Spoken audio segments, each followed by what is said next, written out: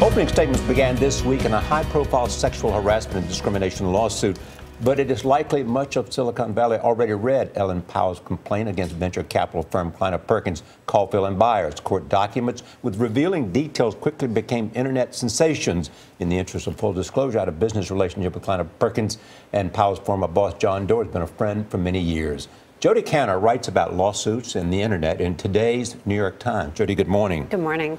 Here's what you write. The plaintiffs are finding themselves with unexpected support and greater than ever power to ruin reputation. Judges and law professors fear such exposure is throwing court proceedings off track.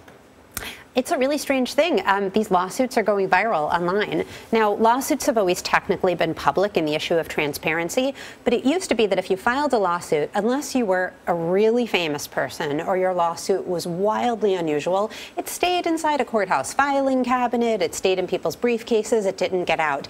Now, because everything is filed online and very readily accessible, these lawsuits are getting out. And a juicy complaint in a lawsuit is quite a read. It reads almost like a magazine story. And some of them are getting more readership than actual magazine stories. But part of the problem is that the initial filing is only one side of the story.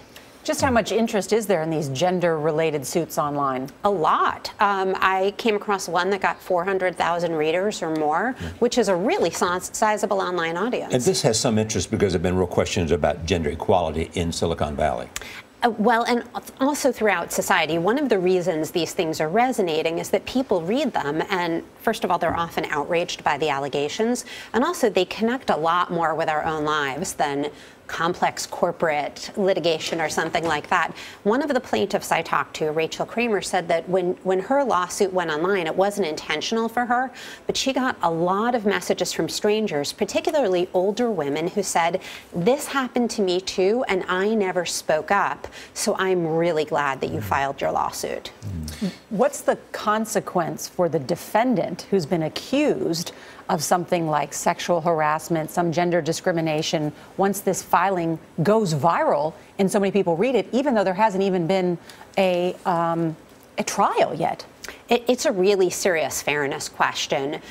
You can have a lawsuit filed against you. It can go absolutely crazy online. It can leave a huge trail over Google. It can basically ruin your reputation. And these allegations they can be pretty unsupported. You don't need to present a lot of concrete evidence to file a lawsuit. The discovery phase of the trial hasn't taken place yet. And so the concern is that these often men in these cases are left in a position of having their reputations unfairly maligned. Well, the concern is that it's not just a viral sensation, but it becomes this PR tool. So the question is, I mean, any talk of sealing some of this information so it doesn't then get out before everything else is out? The courts are really reluctant to do that because the idea is that lawsuits should be transparent. It should be an open forum. All right, Jodi Kantor, thank you so much. Good to see you. You too.